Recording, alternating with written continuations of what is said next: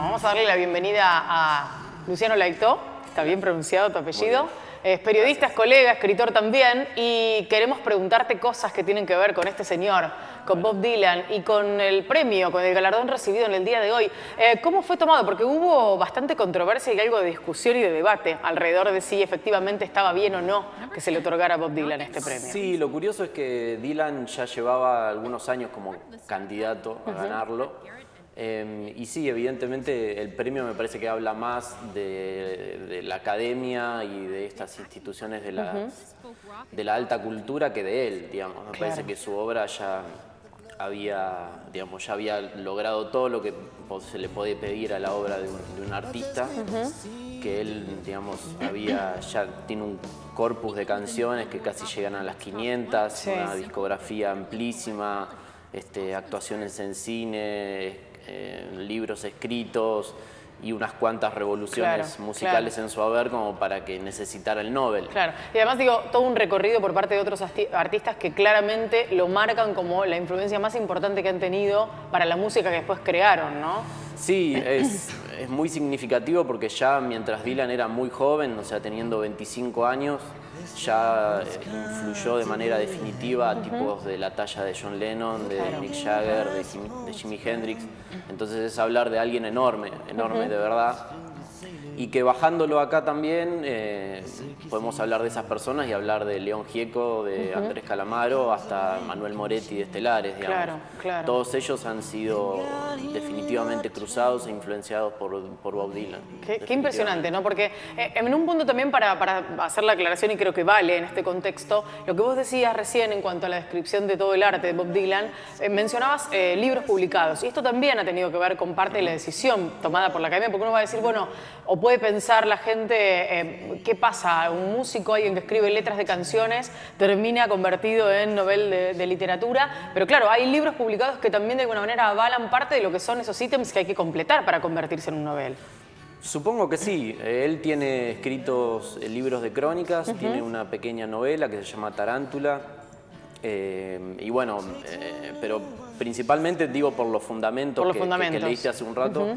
Me parece que tiene que ver con las canciones y que las canciones por sí mismas, digamos, tienen un peso suficiente para obtener este premio o cualquier otro. Me parece que va por ese lado, ¿no? Me parece que es más un cambio de perspectiva de parte de estas instituciones, de considerar literatura también a la música pop, en definitiva, que a lo que Dylan pueda haber llegado a escribir. Ahí leía antes de venir algunas repercusiones en Twitter que algunos colegas decían, bueno, la novela Tarántula en definitiva es una novelita, no sirve para nada, pero bueno, en realidad me parece que por los fundamentos a Dylan... Viene por las canciones. Viene por el lado de las canciones, que sí, digamos, en pequeño, digamos, las canciones por supuesto son cortas en comparación a una novela de Faulkner, pero me parece que la literatura va mucho más allá y me parece, celebro que la amplitud de mirada. Sí, ¿no? En un punto también,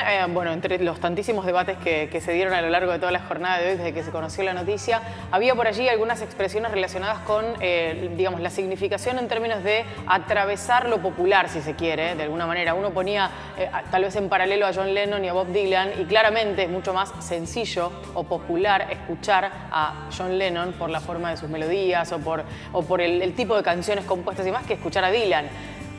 Disfruta a Dylan aquella persona que sabe muy bien inglés, porque entonces vos tenés la capacidad de entrar a esas letras que tienen la maravilla de todo lo que ha creado, ¿no? Y digo, me parece que un poco por ese lado va la cosa. Sí, es otra de las características de Dylan. Sí, es como vos lo decís, y lo interesante es que gente de la generación de él, gente que hoy tiene 60 y pico de años, él tiene 74, pero accedía a las letras de las canciones a través de las revistas que se publicaban en los 70, en los 80, con las letras traducidas, y hoy alguien de mi generación o más joven tiene internet, entonces puede acceder a traducciones muy buenas que hay, entonces eso está bueno. Y además es cierto, Dylan no es un tipo fácil para escuchar. Claro, para abordarlo, digamos, ¿no? No son canciones que popularmente uno pueda, digamos, escuchar en las radios todo el tiempo y demás. Sí, exige esfuerzo de del oyente. Me parece que eso está bueno también, está ¿no? A claro. los que les interesa, me parece que lleva mucho tiempo, pero a los que nos gusta, digamos, está buenísimo descubrir no solamente las canciones en sí mismas, sino todas las puertas que te abren esas canciones, ¿no? Porque la obra de Dylan siempre está en diálogo con un montón de otros textos musicales y no musicales escritos, que está muy bueno descubrir. Yo he descubierto un montón de cosas a través de él. Así que... disparadores que te llevan a lo mejor a libros, a autores, a otros compositores. Incluso los videoclips también, hoy me estaba acordando, no son muchos los videoclips que él tiene, pero hay muchos y vos vas encontrando, ¿no? Mojones de cosas, referencias. Que están muy buenas. Y por otro lado también, hoy así con algunos colegas en una especie de debate que tenía que ver con esto, yo planteo una mirada y quiero compartirla con vos a ver qué te parece. Porque uno cuando debate o discute este tipo de galardones, si hablamos de ciencia es mucho más sencillo, sobre todo las ciencias duras, entender si efectivamente puede o no merecer o ser merecedor alguien de ese premio Nobel. Cuando hablamos de arte, la subjetividad es tan grande, está tan presente, que es muy difícil hablar de merecimientos, ¿no? Uno puede creer alguien merece más o menos, quién debió haber sido si no era Dylan. Podemos discutirlo enormemente, pero está de por medio de la subjetividad y esto es inevitable cuando hay arte. Es inevitable y sobre todo me parece que en los cantautores populares, como es Dylan, digamos, la emotividad que a vos te genera una canción es muy difícil es como tratar de explicar al Indio Solari, digamos. Son esos artistas tan enormes que hay algo que pasa y que se escapa al entendimiento y se escapa a las posibilidades de fundamentar exactamente por qué esta persona tiene este talento, tiene esta capacidad y tiene esa antena también para sincronizar en algún momento histórico con un montón de gente y no la tienen otros, que por ahí son igual de talentosos para hacer una melodía o para hacer una melodía o para hacer una canción y para poner acordes en orden, digamos. Hace no mucho tiempo la revista Rolling Stone hizo una especie de encuesta grande acerca de las grandes canciones y Like a Rolling Stone fue la más votada entre las canciones que podían, no sé, considerarse la mejor canción fue elegida la número 1. Claro, la número 1. Y eso es muy impresionante, ¿no? Pensarlo desde ese lugar, desde esa dimensión. Y sobre todo porque cuando Dylan toca Like a Rolling Stone, en el inicio no necesariamente te das cuenta inmediatamente que está tocando Like a Rolling Stone si no la escuchaste por él, ¿no? Digo, si siempre la escuchaste a través de quienes la supieron ejecutar a pesar de ser su obra. Sí, Dylan tiene eso también que te contradice todo el tiempo a las cosas que vamos diciendo porque él siempre hace versiones diferentes de sus canciones. Claro.